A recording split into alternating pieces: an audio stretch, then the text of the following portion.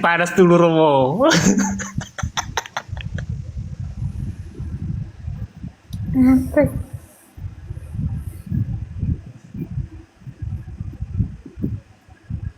Saya Bantu baru dulu, tahu orang yang bantu dulu dong. Ada. dikubah. Jadi Romo mau bertanya dulu ya. Oke, teman-teman ada banyak yang antri di bawah. Kita sapa dulu anak Lito dari tadi. Santo sebentar ya, Santo. Anak Lito. Lili masih mau bertahan, Lili? Lili. Lagi ngopi. Lili. Lagi ngopi dia. Lili, saya turunkan. Aku naikin satu Romo. Oke, so saya turunkan Lili dulu. Sebentar Lili kalau minta naik lagi. Oke. Ada beberapa yang. Oke, anak Lito satu, panggilan satu. Mari Puji tolong anak Lito. Kalau 3 panggilan tidak kita turunkan. Anak Lito. Nanti jadi patung semua di atas nanti. Anak Lito 1. Anak Lito 2. Anak Lito. Izin turun ya, aku turunin ya, sorry. Oke, kalau begitu kita ke Santo Pios. Santo tadi mau tanya ya? Mau komen, Santo? Yo. Santo. Yo. Tunggu no name. Ini siapa? Salve, salve. Yo, Santo Pios, silakan. Salve, Tuhan. Yo. Dengar.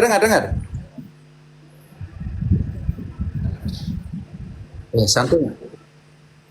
Tuhan. Tidak, Saya dengar, hanya mau kami dengar. Silakan. menyapa Kami saja. Oh, Saya hanya mau Iya, suaramu kami dengar jelas. Kamu kami dengar jelas. Atau kita ke no name dulu. Dia tadi bilang hanya mau menyapa. Oke, no name. Oke. No name, silahkan. Oh ya, No ada. name, kamu kan tadi minta naik. Iya, Salve. Salve Romo, salve semuanya. Dengar baik, sangat jelas.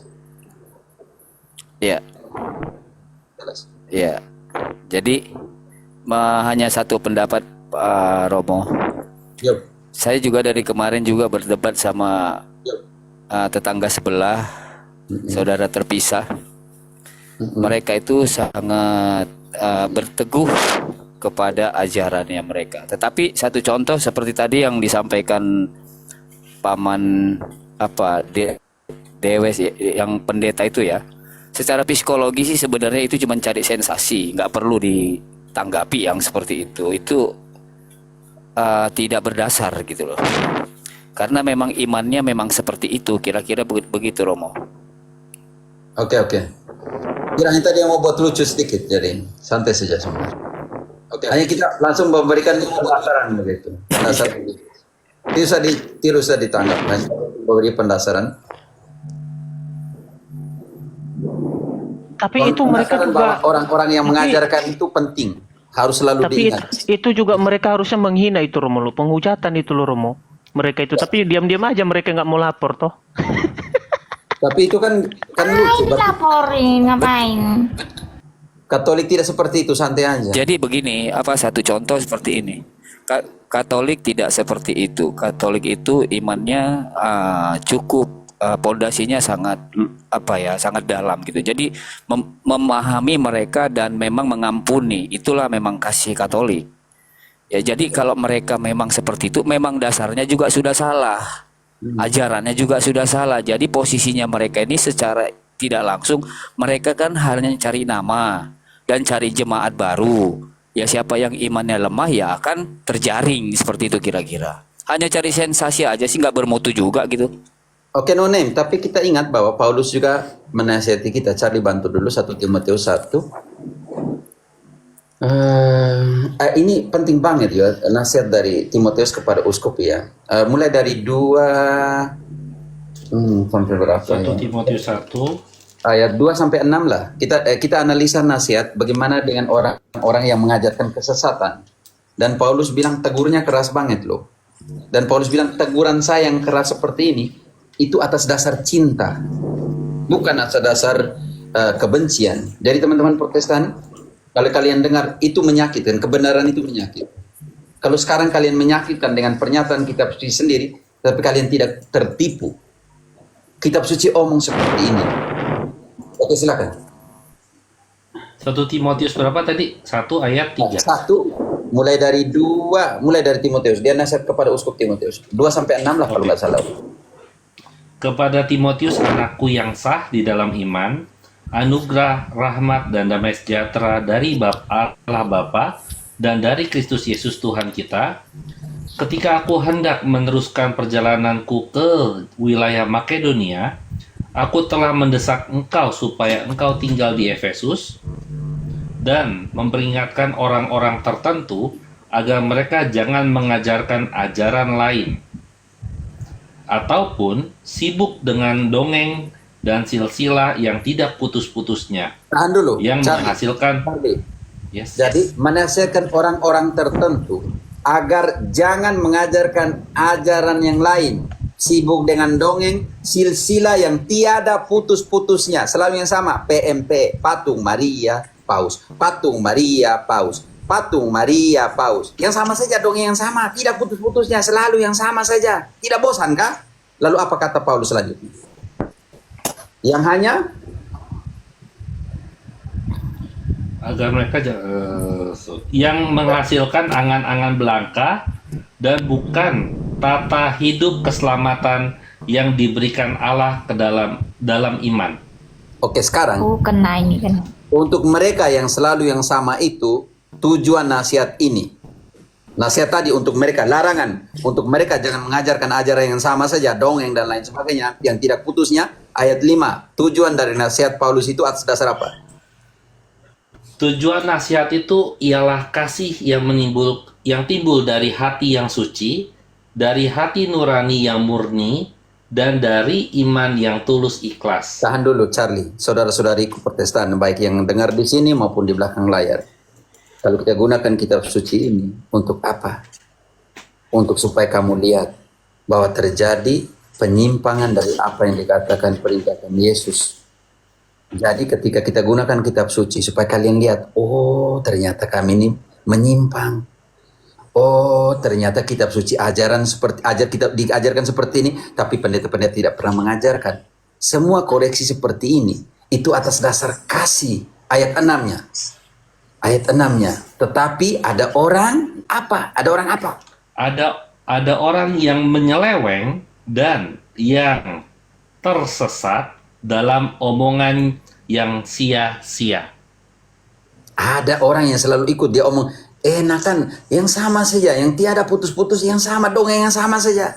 Katolik tidak menyembah Maria, selalu bilang menyembah Maria. Katolik tidak menyembah patung, bilang selalu menyembah patung. Kan yang sama saja. Jadi Paulus bilang, saya menasihatkan ini untuk mereka itu yang ajaran seperti ajarkan seperti itu. Saya menasihatkan engkau atas hati yang suci timbul dari kasih, nurani yang murni dan iman yang tiada, yang tulus ikhlas. Iman yang tulus ikhlas, saya menasihatkan itu. Karena begitu banyak orang-orang yang percaya kepada omongan yang sia-sia. Kenapa mereka serang Romo Partis? Pertanyaan saya juga seperti itu. Karena mereka bilang Karena minta Romo Patris membangunkan mereka, Mo. Iya, sebentar. Kita minta ayat-ayat, minta ayat-ayat, kita beri ayat-ayat, mereka tidak mau. Jadi mereka ini mau pakai kitab yang mana nih? Kita bongkar semua ayat ini, tapi mereka tidak mau. Karena mereka malu dengan pengajaran mereka, Romo. Karena Romo Patris Yang cuma membangunkan mereka, Mo. angan-angan saja. Sebentar Maria, satu-satu loh. Oke, cari.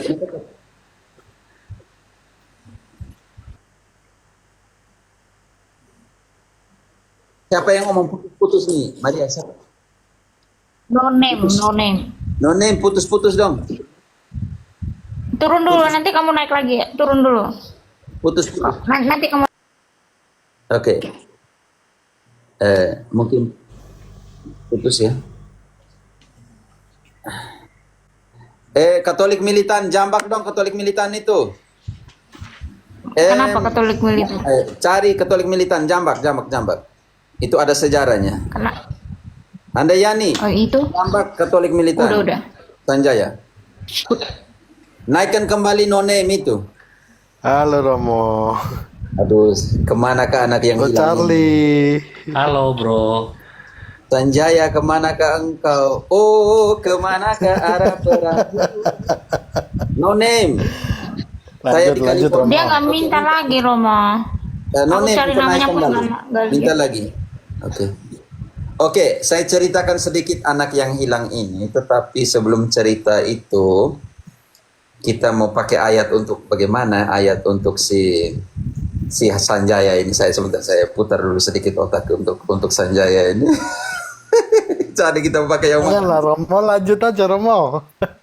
Sanjaya, Charlie bantu dong. Lukas 15 ayat 1 selanjutnya. Kita harus cari dia seperti gembala mencari domba yang hilang. Oke. Lukas 15 ayat Ayat 1 yang tentang gembala saja. Gembala. tentang gembala. Dari ayat 1. Ayat Lukas 15. Oh ya. Para Ada. pemungut cukai dan orang-orang berdosa semuanya datang kepada Yesus untuk mendengarkan Dia. Bersungut-sungutlah orang-orang Farisi dan ahli-ahli Taurat, katanya, orang ini menerima orang-orang berdosa dan makan bersama mereka.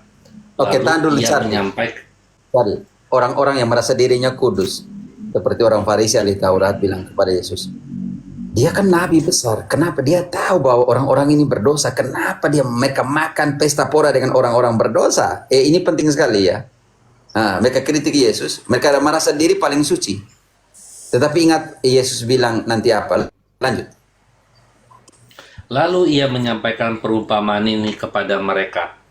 Siapakah di antara kamu yang mempunyai 100 ekor domba, dan jikalau ia kehilangan seekor di Sanjaya, antaranya, berapa bulan ini? Kehilangan 1. Oke, lanjut.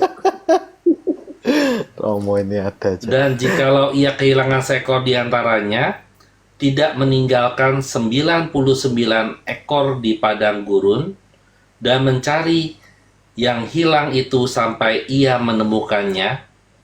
Oke, Setelah Charlie, menemukannya- lanjut sini. Saya tidak bisa panggul ya, karena dombanya gemuk, jadi saya tidak bisa pikul di bahu saya. Oke, lanjut. Ya. Setelah menemukannya, ia meletakkan di atas bahunya dengan gembira. Dan setiba di rumah, ia memanggil sahabat-sahabat dan tetangga-tetangganya, serta Pora. berkata kepada mereka, Pesta pora. bersukacitalah bersama aku, sebab aku telah menemukan dombaku yang hilang. Aku berkata kepadamu, Oke. demikian juga akan ada sukacita Ada di surga, sukacita di surga. karena Karena satu satu orang orang bertobat yang berdosa yang bertobat lebih daripada sukacita karena 99 orang benar yang tidak memerlukan pertobatan. Sanjaya, selamat datang dalam pesta orang-orang berdosa. Oke? Siap Romo. Makanya Paus Franciscus bilang, gereja bukanlah museum untuk orang kudus, melainkan rumah sakit untuk orang berdosa. Dan dia dikritik karena bergaul dengan orang-orang berdosa. Jadi Sanjaya, jangan katakan kepada Tuhan bahwa engkau punya masalah yang besar, tetapi katakan ada masalah bahwa engkau punya Tuhan yang besar yang selalu mencari engkau. Selamat datang di room ini kembali. Oke. Siap Romo. Sanjaya punya sejarah. Saya teman-teman mungkin tidak kenal. Sanjaya punya sejarah di dalam kembalinya saya kepada tema apologetika. Saya meninggalkan apologetika 3 tahun lebih dan fokus di tema psikologis. Tetapi ketika satu hari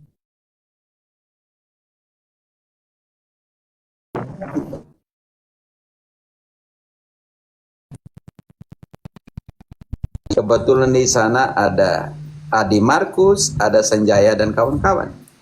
Saya masih di bawah. Adi Markus selalu pernyataan, tunjukkanlah ayat, tunjukkanlah ayat. Gue dalam hati gue bilang gini, ini orang ini benar gak ya? Saya bilang, menghidupkan kembali yang sudah lama tertidur ini. Sehingga kan kalau dia tidur kan begitu ya Sanjaya ya. Ini wajah, Ya, Bro. karena anak yang hilang sudah lama, maka kita perbesarkan wajahnya. Oke. Loh, jangan Romo. Nanti aja kali. Siapa yang mau datang kritik di sini? Ayo. Oke teman-teman yang lain. Jimmy naik dong Jimmy. Handayani naikkan Jimmy. Oke.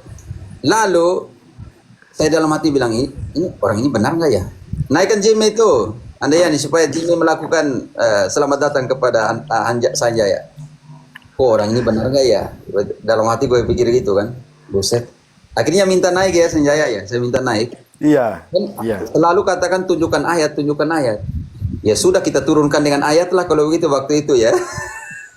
Selanjutnya saya tidak tahu setelah itu Sanjaya dia buat apa, saya nggak tahu. Langsung DM ya waktu. Lanjut lah Sanjaya, kamu lanjut ceritanya. Loh. Ya, waktu itu kan saya mikir kan, wah jarang-jarang ini ada Romo yang pakai ayat-ayat ini ya. Habis semua ini bakalan gitu. Terus kita Sampai kontak-kontakan Romo, lagi sampai lanjut teman-teman. segala macem. Lanjut. Salve Om Jimmy. Halo Om Sanjaya, kemana aja? 10 bulan. Hilang. Menghilang pakai jurus ninja. Jadi setelah itu kita kontak-kontakan, saya terus kenalkan sama Om Erik juga di DKC segala macam, akhirnya lanjut jadilah Romo kembali ke dunia apologetika. Saya tinggalkan pasien-pasien saya, Lili, Dian, siapa lagi ya, si Jenny yang biasanya di room-room psikologis, kita tinggalkan mereka dan saya fokus dari Juli tahun lalu sampai sekarang di tema-tema apologetika. Tadi partai Jerry tadi ada naik turun lagi mungkin sinyal ya paroki virtual. Oke, Mas Jimmy, ini sesepuh harus ini bagaimana nih? Sudah muncul kembali si Sanjaya ini. Ya, Silakan tinggal lo kalian lanjut lagi kita aja mau mic-mu karyanya satu-satu mau. yang sudah kenal. Silakan ngomong lah. Jimmy, Charlie, silakan. Gimana Om Jimmy, kabarnya Om Jimmy? Baik. Soalnya saya telepon nggak diangkat mau sama dia mau. Enggak ada telepon, mana ada? Ada. Nggak ada. Mungkin dia lagi Kalian bertengkar aja di sini, nggak apa-apa. Ya, Nggak ada telepon dari Om Jimmy. Yang tapi ngurusin kerjaan saya segala yakin macam. dia selalu mengikuti perkembangannya kok mau. Dia mungkin bertapa di bawah tapi dia mengikuti perkembangannya dia mau. Oke, Anda ya nih, Ya, jambak Pater Jerry itu. Ya, selamat datang untuk ini Sanjaya karena dia dulu waktu kalau tidak salah juga muncul di grup itu di awal-awal itu perjalanannya. Itu Pater Jerry, masih ingat kan Sanjaya? Dia hanya Ya, pakai saya ingat Romo. Oh ya full ya, ada satu nih Long. Sebentar saya. Ada Ada 1-0 ya. 1-0. Saya undang dulu deh kalau itu. Oh ya tamu maksimum. Oke. Susah. Oke, sekarang misalnya kalau satunya Jerry di mana? Jerry ada di sini kah? Oke. Oke, sekarang Jerry lah. Jerry. Oke, Jerry. Jerry engkau selamat datang dulu. Masih ingat di roomnya Maxi kah? Jerry. Yuk hadir. Kau selamat datang untuk Sanjaya sudah tidak muncul. Malam Romo. Selamat malam. Malam Koko. Romo Jerry. Iya, Ya. Sehat selalu. sehat Romo. Puji Tuhan sehat. Semoga rezeki juga selalu sehat. Amin. Lagi berjuang ini Romo. Ya, kita berjuang sama-sama di virtual ini untuk menjadi berkat bagi semua. Siap. Jangan lupa ini pergi virtual akan menjadi akun bersama. Ini Pater, ini lihat ini. Kalian memori kalian masa lalu yang di room-roomnya Max apa semua selamat datang lagi. Sudah Oh, lama iya, ya. hilang ya. Ya. Sanjaya ini lama nih. Ya, kita dengar dari Om Sanjaya dulu dia. Saya sambil edit, Perjalanan di luar. saya sambil edit beberapa tulisan ini. Sharing dulu. Enggak, saya Pina dengar yang Panji itu Romo. kau di bawah Ya. tuh, Jerry. Bilang kayak Ya. santri aja ya. Ya, topi ini kan saya banyak topi ini. Lalu yang kemarin Romo Patris saya kasih dia satu, makanya sering dia pakai itu. Oke. Sanjaya bagaimana perjalananmu? Nggak masalah Romo, baik-baik saja. Memang ada ya urusin kerjaan, urusin masalah pribadi segala macam. Tapi ya puji Tuhan semua udah dikasih jalan. Sekarang mau kembali lagi berapologetika bersama Romo lah. Ya lah, saya harus belajar dari kalian lah. Apa kita belajar banyak dari Romo Herman ini. Yang lucu tuh yang terakhir itu ya Romo, yang apa, Romo Patris dilaporin segala macam. Secara Oh, hukum ini itu ya, gimana? ini Sanjaya Aduh. juga, Sanjaya juga ini kerja di bagian hukum. Jadi sedikitlah orang hukum omong tentang pelaporan seperti ini, bagaimana punya pendasaran. Silakan Sanjaya. Ya kalau secara normatif sih yang saya heran itu kok. Tapi ya zaman sekarang memang aneh Romo ya. Kita lihat kondisi negara lagi kacau balau segala macam kan gitu.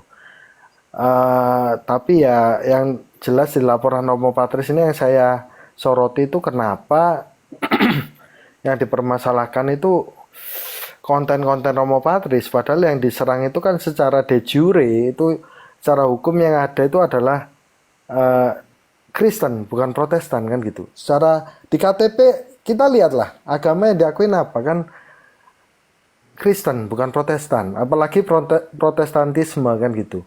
Jadi menurut saya secara normatif pun itu lucu, kenapa laporannya dilaporin segala macam. Dengan Oh ya, mudah poin dia pertama ya itu teman-teman, patah sih. karena di KTP-nya sudah Kristen, bukan Protestan, berarti bagaimana ada dasar normatif, dasar hukumnya tidak ada karena di KTP bukan Nggak Protestan ada. kan? Bukan Nah, itu kan Protestan lucu. gitu loh. Lucu sekali itu. Makanya kalau kita lihat di Indonesia, makanya saya terangkan berulang kali ke teman-teman apologet juga ya, bahwa pada saat kita membahas perbedaan antara ajaran gereja Katolik dengan Protestantisme yang kita memang bahas dengan tajam, itu kita bukan sedang membahas tentang agama Kristen yang secara de jure diakui di Indonesia, tapi kita membahas tentang suatu ajaran yang muncul dari rahim gereja Katolik pada abad 16 yang protes sehingga membentuk suatu kelompok sendiri. Ya sekarang disebut kelompok gerejawi kan gitu. Kalau secara material kan gitu. Jadi makanya saya heran kenapa secara hukum itu bisa dilaporin segala macam. Padahal kalau kita ngomong secara de jure, laporannya ya konyol juga Romo. Karena Itu kok bisa dilapor balik nggak? Oh tentu bisa dong, karena Bisa itu. Sekarang Sangat bisa. makanya pada takut semua sekarang mereka. ngawur itu laporannya ngawur gitu loh. Oh begitu. Sedangkan yang dibahas Romo Patris itu kan Protestantisme. Sedangkan yang mereka laporkan adalah pribadi dari Romo Patris yang adalah warga negara Indonesia gitu. Jadi kalau secara de jure, kalau kita dengan akal sehat ya, yang harusnya lebih mempunyai hak atau Melaporkan. lebih layak untuk dilindungi itu adalah hak pribadi Romo Patris sebagai warga negara Indonesia yang sah, bukan suatu gerakan Protestantisme yang kita kritik, karena di Indonesia yang dikenal itu Kristen bukan Protestantisme. Kalau mereka merasa sendiri ya GR sendiri, biarin aja gitu. Kalau Berarti pendapat saya kembalikan gitu, Romo. KTP mereka sebagai Protestan gitu, selesai aja. Selesai, kita lihatlah KTP kita, ada nggak agama Protestan? Nggak ada. Ada nggak agama? Tahun 90-an adanya. 90-an ya. Iya, 90-an itu kan bukan hukum positif lagi. Hukum positif adalah hukum yang lagi sedang berlaku di Indonesia gitu. Jadi ya menurut saya unik sekali sih, maksudnya konyol sekali, laporan ini konyol sekali gitu. Jadi semoga Romo Patris dan tim hukumnya bisa mendefend dan mungkin dengan lebih baik mengcounter balik laporan macam apa gini loh. Yang saya heran kok ya diterima sama pihak kepolisian. Sudah dicabut. Udah dicabut Oh, ya. ya? Terakhir udah dicabut. Berarti Gituan lah. sekarang kita bisa tuntut balik pendeta-pendeta yang serang kata Katolik. Bisa. Bisa, Romo. karena kita Bisa dong. resmi, iya. Bisa Pokoknya 1000% siap-siap, bisa. NIM siap-siap, Deking ada siap-siap, Patris Smith siap-siap, siapa lagi? Tuh kita daftar ke semua, siap-siap mereka itu. Kali. Budia Sali siap-siap, Adi Markus siap-siap, siapa lagi? Siap-siap sudah ya? Iya, justru makanya saya selalu yang lalu kan saya sering bilang, justru kalau mereka serang balik dengan nama Katolik ya mereka yang berbahaya, karena secara de jure Katolik itu diakui. gitu. Hmm. Diakui oleh negara bahwa agama Universal. Katolik adalah salah satu agama yang sah di Indonesia, bukan Protestantisme gitu loh. Kan lucu gitu loh. Kalau mereka mengatasnamakan bahwa iya kami Protestan segala macam, itu pun juga cacat hukum. Karena apa? Pelapornya kurang lengkap juga. Contoh, Protestantisme yang di luar gereja Katolik kan ada, termasuk di kayak 400. seperti contohnya gereja. Ada 400. Iya. Iya, contohnya paling nyata di Indonesia ini misalnya gereja Yehova. Yehova itu termasuk Saksi Yehova, Protestantisme. mereka tidak mau terima Jawa bukan Kristen. Mereka bukan Kristen. Antara mereka juga nggak terima bahwa saksi Yehova Kristen. Iya, cuma yang di Indonesia ini sering berkoar-koar bahwa mereka juga Kristen, mereka juga percaya Yesus, sehingga mereka berusaha masuk untuk menjadi Kristen secara de jure gitu loh. Jadi makanya konyol sekali. Mau dilihat dari sudut pandang hukum manapun itu nggak masuk, Romo. Menurut saya ya, gitu. Berarti mereka sudah harus siap-siap sudah mereka ini. Harus siap-siap gitu ya. Semoga Harus tim siap-siap hukumnya- mereka ini. Berarti Dan ya. Iya. dan satu catatan pendeta yang lain pun itu harus diungkit, harus Iya dong. diseret itu, pasti itu kena. Itu juga yang lapor pendeta loh sebenarnya. Pendeta. Yang grip tuh, yang grip Nah. tuh ya. Betul, makanya kemarin itu saya pantau itu di sana, Romo. Itu saya sebenarnya sudah ketawa di atas. Sampai mana kamu? Itu sebenarnya kalaupun itu terjadi, saya sampai bisa turun loh pulang dari California untuk ngurusin ini gitu loh. Jangan. Makanya saya sampaikan di sana, dan ahli-ahli mereka pun tidak akan mampu untuk menerangkan dari sejarah fondasi Katolik itu sendiri, nggak akan ada. Gitu loh, Enggak, Mo. cuma gini, satu nilai utama yang saya petik dari pelajaran ini ya. Menurut saya spirit dari apologetika dari Protestantisme itu berbeda dengan kita. Kalau kita itu tidak ada namanya panjat sosial, Bos. Ya kan gitu. Maksudnya gini. Kita lihat lah, Katolik langkah militan. Ini penting sekali spirit apologetika. Pertanyaan saya untuk Protestan karena Protestantisme, Protestan pendeta. Iya, Kalian mau bela apa? betul. Kalian membuat apologetika, artinya pembelaan. Yang mana kalian mau bela? Betul. Yang harus melakukan apologetika adalah Katolik, karena dia punya fondasi untuk pembelaan iman. Tetapi yang Protestan mau bela apa? Betul. Karena mereka sendiri nggak punya ajaran yang sama, Romo. Iya, berbeda sana sini mau bela yang mana kalau begitu? Nah, jadi kita bisa lihat lah spirit utama itu gimana, apa yang mereka bela itu satu. Yang kedua, juga kita lihat langkah hukum daripada pelapor yang waktu itu ya. Dia setelah laporan dia langsung viralin di sosial media segala macam. Apa gunanya gitu loh? Apa gunanya gitu loh? Jadi kalau orang sehat berpikir ya pasti bisa lihat lah ya apa tujuannya kita berapologetika itu murni atau cuma karena panjat sosial. Makanya kayak apologet baru pun juga harus mengerti bahwa di gereja Katolik, apalagi apologet Katolik itu pasti tidak bisa panjat sosial. Percuma lah kamu panjat sosial itu percuma. Karena yang kita bela spiritnya ini adalah ajaran gereja dan tradisi suci dan semua ajaran Katolik yang ada di dalamnya, sehingga tujuannya untuk meluruskan dari orang-orang yang mempunyai paham yang salah, yang tidak bisa membedakan antara Protestantisme dengan ajaran Katolik. Kan itu spiritnya, bukan panjat sosial. Sekarang kayak pendeta, ya mohon maaf, oknum-oknum pendeta tertentu itu kan terlalu berapi-api menghina Katolik, terlalu gini-gini. Nah, itu menurut saya ya memang panjat sosial. Lu habis lapor, lu keluar-keluar di media kan lucu. Menurut saya gitu, Romo. Itu yang mereka yang grup-grup yang Paus Fransiskus dipakai tato dan semuanya, dan yang memasang tanduk di kepalanya Romo Patris itu bisa dituntut ya? Oh, sangat bisa. Oh, bisa. Oh, siap-siap sudah Bisa. kalau begitu. Bisa. Bahkan sesimpel gini, Romo. Jangan Itu ngomong. bisa diambil dari undang-undang IT. Betul. Jangan ngomong kita edit dengan satu apa ya, satu kesan yang buruk ya, yang negatif. Sekarang saya ambil fotonya Ko Charlie misalnya, saya ambil gitu aja, nggak saya edit, tapi saya sebarkan tanpa izin Ko Charlie, kena saya, Oh, kena saya. Pencurian itu. Apalagi Pencurian diedit data. gitu loh. Apalagi diedit, Diedit. Romo, itu kena.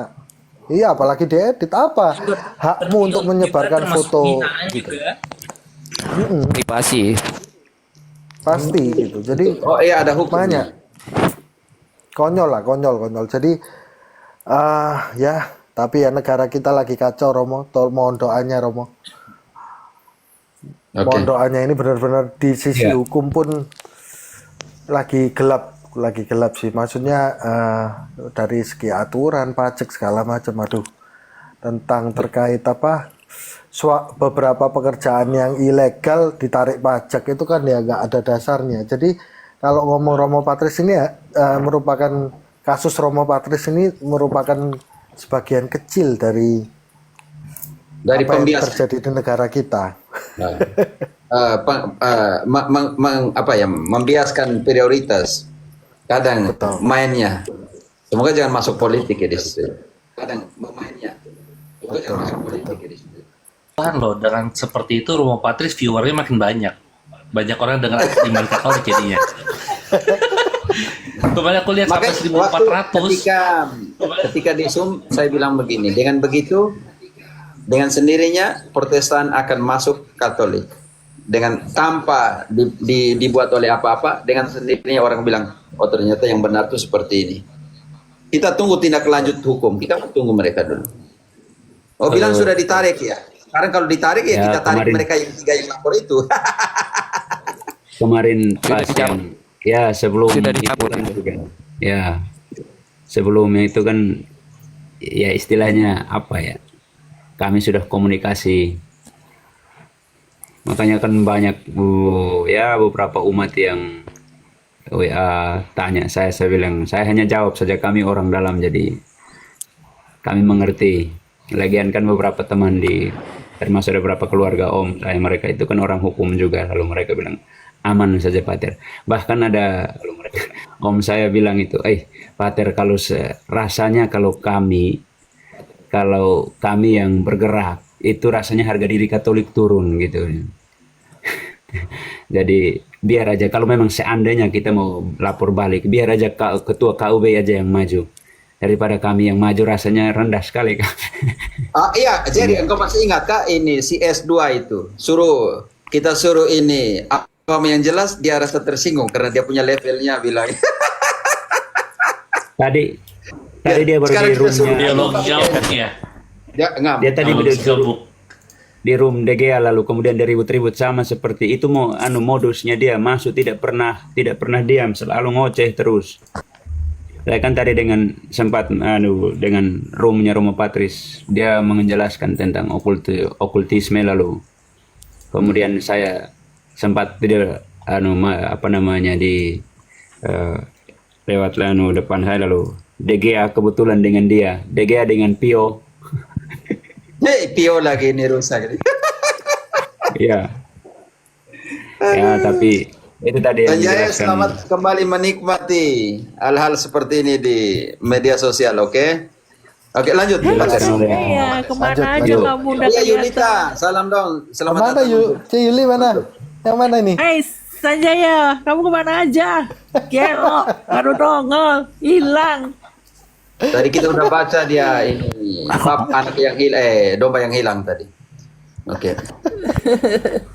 Hilang kemana dia mau? Kok Nyanyi dong anak bung tuh.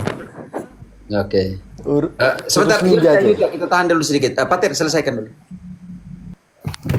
Ya, nggak, maksudnya yang ya urusan itu ya dibilang riak-riak kecil juga ya biar saja. Sebenarnya kalau seperti dibilang tadi Koko Senjaya tadi, memang akhir-akhir ini apa ya, hukum kita memang Indonesia memang sedang apa ya, kita berdoa saja untuk bangsa kita ini agak gimana gitu itu. Betul. Sehingga yang untuk Romo Patris sih tidak usah terlalu apa ya. Bagi saya itu hanya secuil, mungkin apa ya. Seperti Geli-geli sih ya, bayangan kasih yang geli-geli sih, macam geli-geli. ya seperti Geli-geli. bekas bayangan yang berlalu gitu nah. Oke. Tapi justru Ini- seperti itu ya. Tiang yang selama 2000 tahun bertahan ini mereka mau goyang dari mana nih? Makanya kemarin sempat saya omong dengan Om. Saya bilang apa ya? Yang Romo Patris hadir itu magisterium. Kamu mau menghadap magisterium ya repot kamu itu. Persoalan Ya, di atas kami uskup ya, uskup kalau uskup tidak tegur kamu bilang apa? Tambah panas mereka. Selesai kah? Oke, jadi Om Tauriel juga di bawah. Tauriel, oh ya sudah lama tidak ketemu. Ini, ya. Oke, Om Tauriel dari Karismatik kalau tidak salah. Oke, teman-teman Saya di bawah ya, mau lanjutkan gantian apa teman-teman yang lain.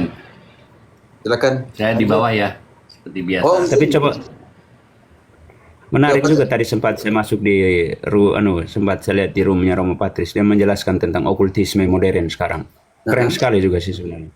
Oh ya. Mungkin juga bisa dibahas-bahas. Oke, engkau buat dulu pengantar kah okultisme? Oke. Jadi model orang pergi tanya dukun sini sana itu. Soal nasib, prediksi nasib ke depan, model-model kayak gitu itu.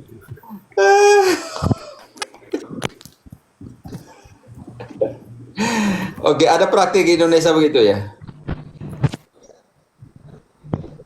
Model modern sekarang itu kan yang apa namanya? Contoh modern kita Tarot lah, tarot. Iya, yang orang ini nih, yang apa namanya, yang segala macam apa? Peramal. Yang orang bilang Peramal. ya peramal, tapi yang model kayak bintangnya ini Leo, Cancer, apa segala macam itu model-model sederhananya. Jari, tangan dan semuanya itu. Ya baca model-model kayak gitu itu. Ya, ini bisa baca jari apa namanya, telapak tangan Ko Charlie. Itu okultisme modern. Ya, karena dari Feng Shui itu. Ya? Itu. Pantesan Romo Patris tadi teriak-teriak kodam. Ketularan Nggak, siapa ada yang- itu? Ada yang pergi tanya pendeta. Yang model-model kayak misalnya meramalkan orang bahwa dia sakit karena ini, dia bisa sembuh karena ini, itu tuh model-modelnya. Makanya di tetangga sebelah itu tadi. Mereka pakai itu. Itu ada hubungan dengan okultisme, dengan spiritisme. Itu berbahaya sekali dalam pengertian ini. Ya. Jadi, yang pertama mereka katakan bahwa roh berbicara kepada kami. Ini hati-hati sekali kalau dengan pernyataan seperti itu. 1 Yohanes 4 ayat 1, karena itu okultisme dan spiritisme itu dua apa namanya, mata uang yang selalu berjalan sama kalau tidak salah. Dalam pengertian ini. Jadi ada hubungan erat. Dan untuk sampai ke okultisme harus spiritisme. Jadi menggunakan roh apa yang berbicara kepada mereka. Makanya 1 Yohanes, bantu Koko, 1 Yohanes 4 ayat 1 dimulai dengan itu. Harus membedakan roh. Ini penting sekali. Harus membedakan ya, roh. Romo. Yo. Saudara-saudari yang terkasih, janganlah percaya kepada setiap roh, tetapi ujilah roh-roh itu, apakah mereka berasal dari Allah, sebab banyak nabi-nabi palsu bermunculan di dunia. Oke, tahan dulu di situ. Sebab banyak nabi-nabi palsu bermunculan di dunia. Apa sih pekerjaan nabi palsu? Ini kita mulai masuk ke situ. Matius 7 mulai dari ayat 15. Nabi palsu dia punya tugasnya untuk apa? Ini kita. Ayo kita mulai bongkar nih pekerjaan. Karena ingat banyak yang bilang tadi malam Roh Kudus bisik ke saya kan, begitu. Jadi orang pergi konsultasi dengan dia, hai, Roh Kudus ada omong dengan saya. Roh ada omong dengan saya, kamu harus seperti ini, seperti ini, seperti ini, seperti ini. Yohanes bilang harus membedakan roh mana yang ini dan itu. Dan nabi-nabi palsu bertugas untuk itu tadi harus membedakan roh karena apa? Itu dari Tuhan atau dari mana? Karena begitu banyak nabi palsu yang bermunculan akhir-akhir ini. Sekarang pertanyaan kita, kalau itu Nabi Paulus tugasnya apa? Matius 7 mulai dari 15. Waspadalah terhadap nabi-nabi palsu yang datang kepadamu dengan menyamar sebagai domba. Tetapi sesungguhnya mereka adalah serigala yang buas. Oke, tahan dulu di situ. Bagaimana pernyataan tadi? Jangan marah.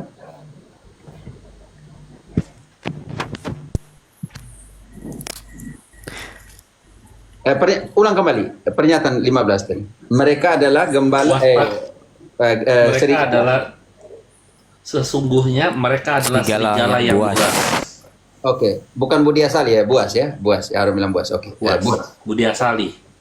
Saya tidak omong itulah, saya bilang buas. Oke, tahan dulu di situ. Oke, sekarang penting. Oke, jadi kita belum lanjut ya. Sekarang seperti serigala yang berbulu domba.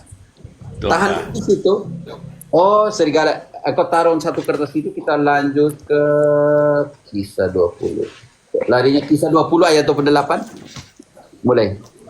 Maaf ya Charlie, kau kerja berat malam ini. Kisah 20. Ada retret 1 minggu, jadi tidak muncul. Ayat Kisah 8 ya. 20 ayat 28 mulai. 20. Kisah 20 ayat 28. 20-28 mulai. Jagalah dirimu dan jagalah seluruh kawanan, karena kamulah yang ditetapkan Roh Kudus menjadi pengawas untuk menggembalakan jemaat. Charlie, ganti pengawas. Iya, sorry. Pemilik itu uskup. Jagalah dirimu, jagalah seluruh kawanan, karena kamulah yang ditetapkan Roh Kudus menjadi uskup untuk menggembalakan jemaat Allah yang diperolehnya dengan darahnya sendiri. Oke, tahan dulu. Ini kita belum tahu ini. Paulus menggunakan pernyataan yang sama dari Yesus bilang gembala serigala. Tidak, lanjut baca sampai 32. Terutama, Aku tahu bahwa sesudah aku pergi, serigala-serigala yang ganas akan masuk ke tengah-tengah kamu. Yesus dan bilang, tidak akan menyayangkan kawanan itu. Tahan dulu Charlie. Yesus bilang, membandingkan nabi palsu tadi dengan serigala. Serigala buas. Paulus bilang, sebab nanti akan datang serigala, artinya nabi palsu. Nabi palsu. Oke, Yohanes 1 Yohanes 4 ayat 1 selanjutnya, 1 Yohanes bilang begini, nabi palsu itu menggunakan roh-roh yang bukan dari Allah. Bisa mengerti? Koneksinya seperti apa? Berarti antara yang serigala, nabi palsu, menggunakan apa? Menggunakan roh-roh. Oke? Kita masuk ke okultisme dan oke, ini penting sekali. Oke, lanjut kembali ayatnya. Tadi 30 ya, sekarang 31. Terutama tadi 29 kan? Oke, sekarang 30. Paulus bilang nanti terutama ketika saya tidak ada lagi. Oke. Bahkan dari antara kamu sendiri akan muncul beberapa orang yang dengan ajaran palsu berusaha menarik murid-murid supaya mengikut mereka. Sebab itu, berjaga-jagalah dan ingatlah bahwa selama 3 tahun, siang malam, aku tanpa henti-hentinya menasihati kamu masing-masing dengan mencucurkan air mata. Itu penting sekali. Sekarang aku cukup. Sekarang aku menyerahkan ya siap. Sudah. Jadi penting sekali kita lihat dulu. Oke, spiritisme, okultisme yang dalam pengertian itu karena apa? Orang mencari guru-gurunya tadi untuk memuaskan kepentingannya. Jadi pergi cari nafsunya ditanya, seperti ini. Tetapi itu di dalam ini imamat keras ya. Okultisme itu adalah pelacuran rohani. Keras sekali. Pelacuran rohani. Levitiko itu apa ya? Imamat. Imamat 20 ayat 6. Tadi kisah 20 ayat 28, Imamat 20 ayat 6. Okultisme Itu adalah bentuk dari yang kita namakan, dikatakan itu adalah pelacuran rohani. Orang yang berpaling kepada arwah atau roh-roh peramal berzinah dengan bertanya kepada mereka, "Aku sendiri akan menghadapi orang itu dan melenyapkan dia dari tengah-tengah bangsanya." Oke, okultisme Kamu harus sudah dalam pengertian. Sekarang jadi sudah tahu bahwa okultisme yang pergi ke peramal dan semuanya itu adalah pelacuran rohani. Berzina. Diterjemahkan sebagai berzina, ya. Berzina. Dalam pengertian. Dan itu Yeremia 20. Yeremia, aduh, ini pater ini bikin kita sengsara pikir ayat. Yeremia tentang nabi yang menceritakan mimpi, karena banyak yang bilang begitu kan, tanya tentang kau mimpi apa tadi malam untuk meramalkan nasibnya. Yeremia 23 ayat 28. Ngomong Mimpi tentang angkat togel. ya togel. Itu juga mulai dari 25. 28 25. 23 25. Yeremia. Oke. Aku telah mendengar apa yang dikatakan para nabi yang bernubuat palsu demi namaku dengan mengatakan, "Aku telah bermimpi, aku telah bermimpi." Lanjut, aku telah bermimpi. Lanjut. Apa ya? Sampai kapankah hal itu ada dalam hati para nabi yang bernubuat palsu dan bernubuat tipu muslihat hatinya sendiri, yang merancangkan untuk membuat umatku melupakan namaku dengan mimpi-mimpinya yang mereka ceritakan seorang kepada yang lain. Oke, jadi Sama orang tidak seperti datang nenek moyang mereka. Oke, Ya. jadi orang tidak datang Tuhan Allah lagi, orang tanya ke mereka, begitu kan? Seperti itu. Nanti ada opsi, nanti dia katakan oleh Yakobus, beri opsi, kamu pergi ke Tuhan Allah. Yesus bilang, datanglah kepadaku kalian semua yang lemah letih dan berbeban berat, maka aku akan menyegarkan kamu. Jadi lanjut, belum selesai. Nanti Yeremia, Tuhan Allah bilang ke Yeremia, aku tidak pernah mengutus mereka. Oke, lanjut. Nabi yang mendapatkan mimpi, biarlah menceritakan mimpinya itu. Tetapi nabi yang mendapatkan firmanku, biarlah menyampaikan firmanku dengan benar. Apa hubungannya dengan jerami? Apa hubungan antara jerami dengan gandum? Demikianlah firman Tuhan. Oke, tahan dulu, Bukankah firmanku? Charlie. Ini Tuhan membandingkan nih, yang cerita mimpi, yang itu, yang tukang ramal-ramal itu seperti jerami. Jadi terbakar, selesai. Makanya Tuhan membandingkan bahwa mereka yang nabi-nabi palsu seperti ini seperti jerami terbakar, tetapi nabi yang benar itu seperti gandum. Oke, lanjut. Ya. Bukankah firmanku seperti api? Demikianlah firman Tuhan. Dan seperti palu yang menghancurkan bukit batu. Sebab itu, sesungguhnya demikianlah firman Tuhan. Aku akan melawan para nabi yang mencuri firmanku seorang dari yang lain. Mencuri firman. Sesungguhnya demikianlah firman Tuhan, aku akan melawan para nabi yang memakai lidahnya sendiri seakan-akan mengutarakan firman ilahi. Tahan. Sesungguhnya Aku akan melawan nabi-nabi yang menggunakan lidahnya untuk mewartakan sesuatu seolah-olah aku yang mengatakannya. Akulah yang akan melawannya. Tuh, lanjut. Sesungguhnya aku akan melawan mereka yang menubuatkan mimpi-mimpi dusta, demikianlah firman Tuhan, dan yang menceritakan sehingga umatku disesatkan dengan dusta dan bualannya.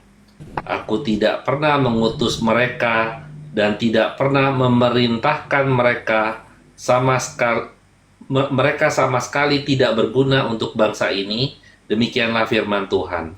Mereka tidak berguna Lanjut. untuk bangsa ini. Cukup, nanti sakit lagi. Aku tidak pernah mengutus mereka. Di mana Yesus bilang, pergilah ke seluruh dunia. Kamu baca orang punya nasib. Ada di situ kan? Atau dengan pergilah, wartakanlah semua yang kuperintahkan, ajarkanlah. Enonem, Yesus tidak bilang, kamu pergi, kamu baca orang punya ini garis tangan seperti apa. Tidak ada di situ. Tuhan Allah bilang, aku akan melawan nabi-nabi yang menceritakan hal itu, yang menaruh firmanku di mulut mereka, tapi bukan firmanku. Aku tidak pernah mengutus mereka. Ada juga Romo yang pakai cara gini Romo.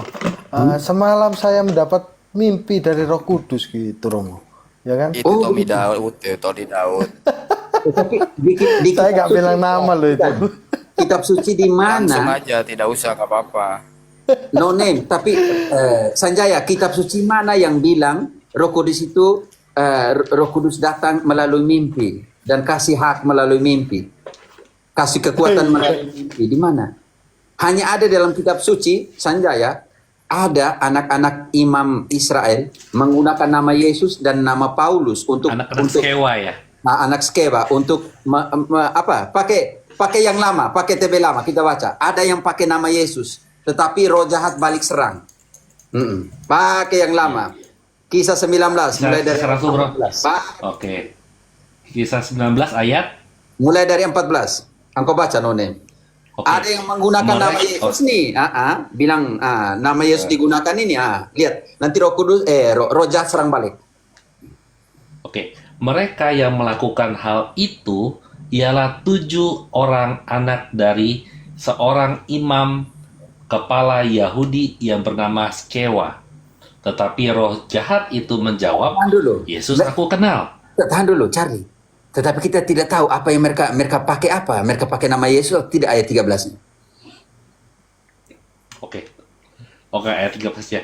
Tetapi beberapa tukang jampi Yahudi yang berjalan keliling di negeri itu mencoba menyebut nama Tuhan Yesus atas mereka yang kerasukan roh jahat. Oke. Dengan lanjut. berseru, Nama katanya, Yesus. aku menyumpahi kamu demi nama Yesus yang diberitakan oleh Paulus.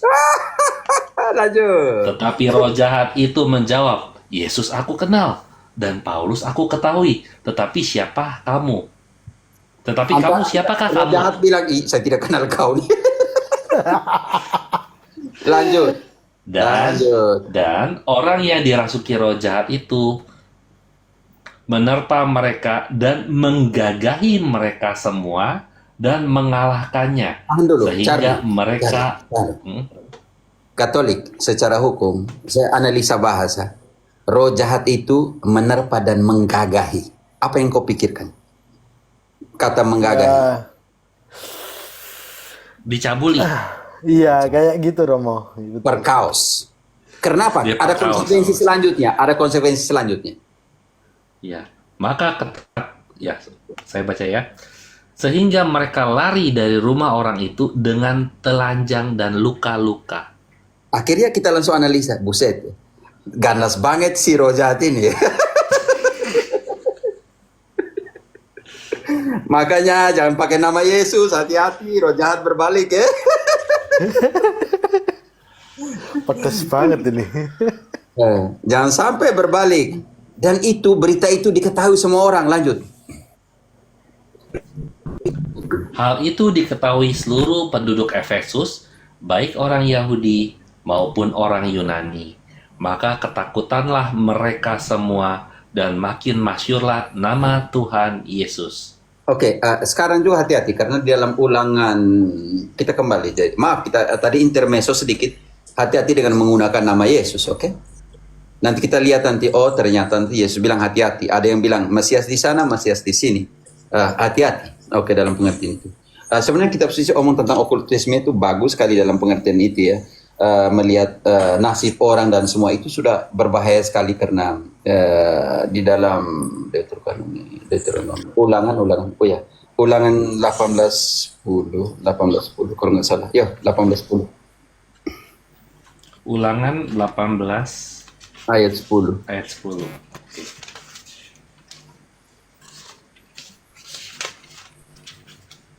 Ada Jeff. Silakan yang Robert. Ya, oke Robert, bantu. Cari suruh kesian dari tadi. Di antaramu janganlah didapati seorang pun yang mempersembahkan anaknya laki-laki atau anaknya perempuan sebagai korban dalam api, ataupun seorang yang menjadi peterun, seorang peramal, seorang penelaah, seorang penyihir, seorang pemantra, ataupun seorang yang bertanya kepada arwah atau kepada roh peramal, atau yang meminta petunjuk kepada orang-orang mati. Oke, ini penting. Lihat, peramal dan semuanya, ahli nujum dan dalam pengertian itu. Hati-hati karena mereka akan memanipulasi kekuatan spiritual. Keluaran 22:18. Keluaran 22:18. Keluaran Exodus. Keluaran berapa? 22 ayat 18. Oke.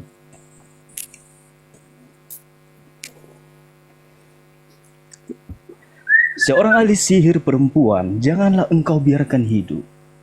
Siapapun yang tidur dengan seekor binatang, pastilah ia dihukum mati. Siapa yang mempersembahkan korban kepada ahli kecuali kepada Tuhan sendiri, haruslah ia ditimpas. Karena orang mau Janganlah tanya keramat. Oh ya, lanjut.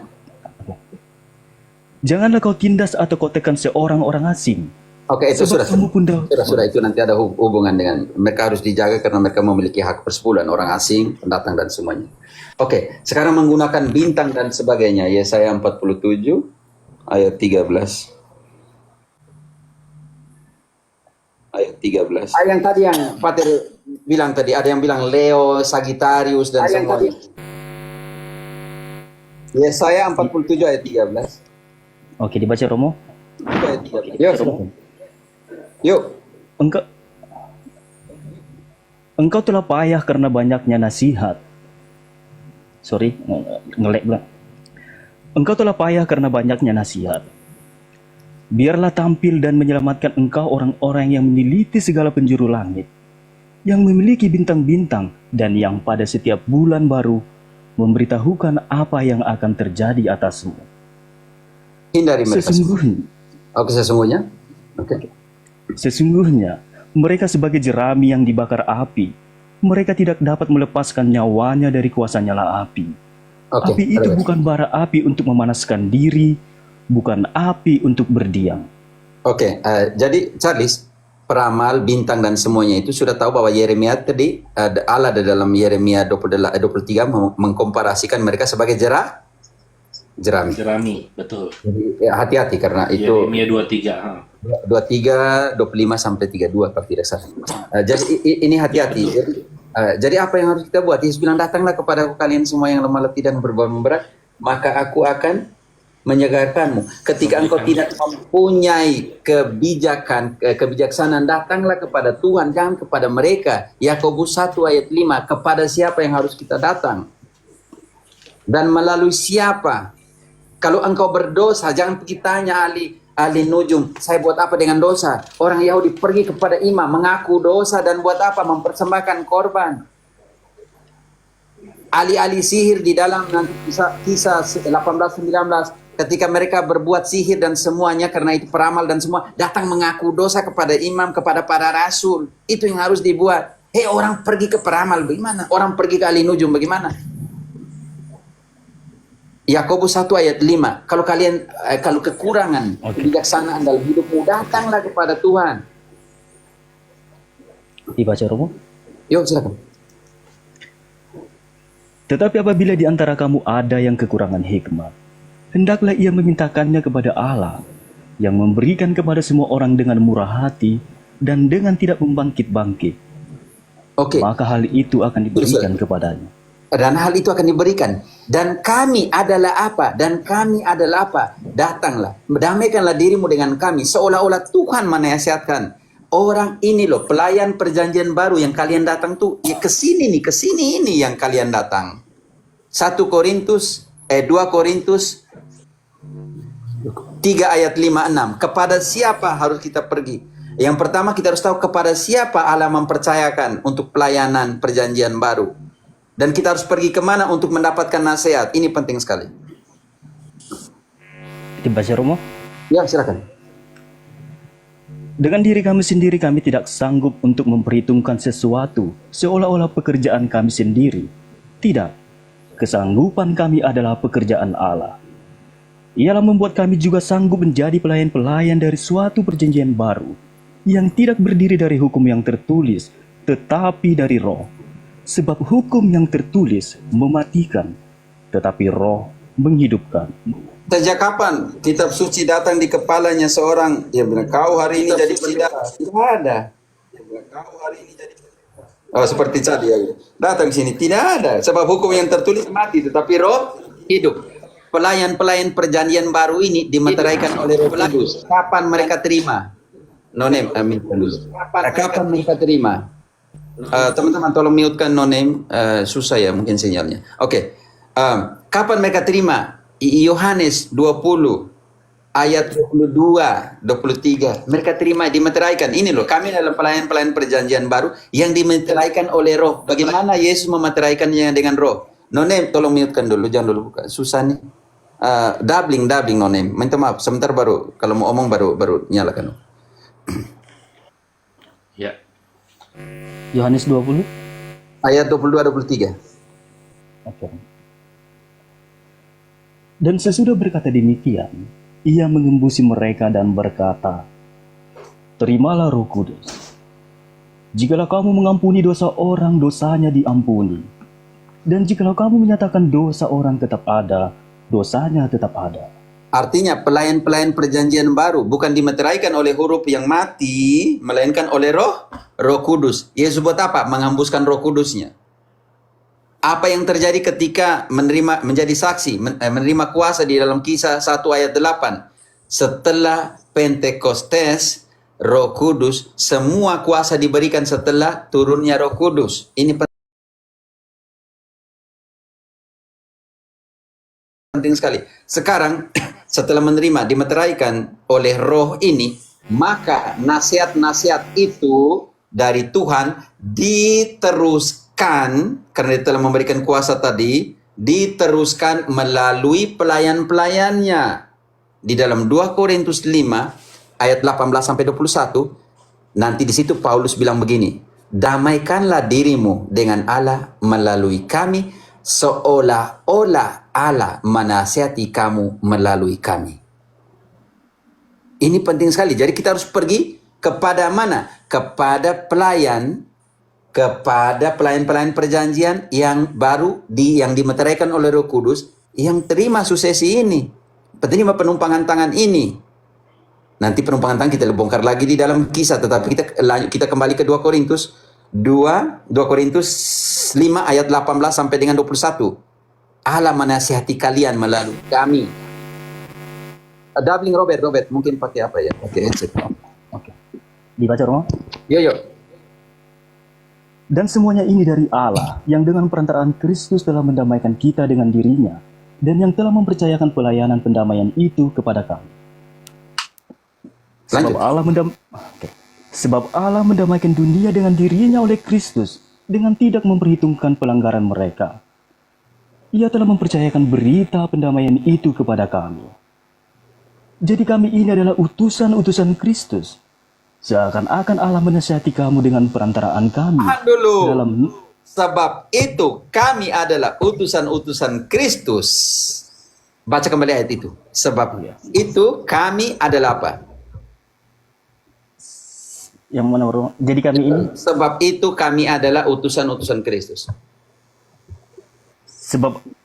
Sebab Allah mendamaikan dunia dengan dirinya oleh Kristus dengan tidak memperhitungkan pelanggaran mereka. Ia telah mempercayakan berita pendamaian itu kepada kami. Jadi kami ini adalah utusan-utusan Kristus. Seakan-akan Allah menasihati kamu dengan perantaraan kami. Tahan dulu. Dan itu. Oke. Dan kami adalah utusan-utusan pendamaian itu. Seolah-olah Kristus menasihati kalian melalui kami. Bukan pergi ke okultisme untuk tanya kau punya nasi. Pergi kepada imam-imam yang tertabis, yang dipercayakan sebagai pelayan-pelayan perjanjian baru. Sebab Allah menasihati kalian melalui kami. Lanjut sedikit, Robert. Dalam nama Kristus. Oke. Diulang lagi, Bro. Diulang lagi, kata menasihati kalian melalui siapa? Oke. Jadi kami ini adalah utusan-utusan Kristus. Seakan-akan Allah menasihati kamu dengan perantaraan kami. Dalam nama Kristus kami meminta kepadamu, berilah dirimu didamaikan dengan Allah. Dia yang tidak mengenal dosa telah dibuat menjadi dosa. Sudah selesai. Karena itu kami menasihati kamu berdamailah, berikanlah dirimu untuk berdamai dengan Allah melalui kami, sebab kami adalah utusan-utusan pendamaian, seolah-olah Kristus menasihati kalian melalui kami, bukan pergi ke tempat lain. Oke, Pater, kira-kira itu secara ringkas sedikit.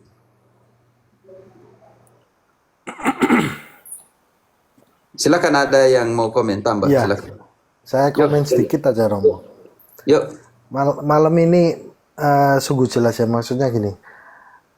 Saya point of view-nya bahwa kita sebagai orang Katolik, kalau kita sedikit aja mendalami iman kita, saya rasa jarang lah yang ada sampai ke dukun segala macam, meskipun ada ya beberapa. Cuma yang lebih berbahaya menurut saya malah ke tempat lain yang mengatasnamakan Yesus sesuai ayat yang tadi Romo bicarakan, mengatasnamakan Yesus yang cuma mengandung setengah kebenaran di dalamnya. Itu lebih bahaya dan lebih menyesatkan bagi kita umat Katolik. Jadi seringkali ya bukan bermaksud untuk fanatik atau apa ya, tapi itu perintah Alkitab, datanglah kepada imam yang tertahbis. Jadi seringkali umat-umat Katolik itu waktu diskusi kan tanya pada saya juga ya, gimana ya kalau kita dengerin khotbah pendeta A, pendeta B, pendeta C yang seolah-olah itu benar, karena mereka selalu mengatasnamakan Yesus, selalu mengutip ayat Alkitab segala macam. Padahal di sana bisa terjadi praktek-praktek okultisme yang terselubung gitu. Contohnya, tadi malam saya mendapatkan mimpi, Roh Kudus berbicara pada saya, begini-gini dan lain sebagainya. Yaitu menurut saya jauh lebih bahaya daripada yang jelas-jelas dia ngaku dukun, dia jelas-jelas mengaku ahli feng shui dan segala macam. Justru yang lebih berbahaya itu yang setengah-setengah ini loh Romo, yang mengaku Yesus, mengaku gini. Praktek okultisme yang dijalankan di sana itu jauh lebih tersamar karena mereka mengatasnamakan Yesus, mengatasnamakan dibisikin oleh Roh Kudus, itu yang bahaya Romo. Mungkin itu aja Romo. Oke, bantu dulu. Penting sekali, Charlie. Robert, bantu dulu. Matius 24 ayat 23-24.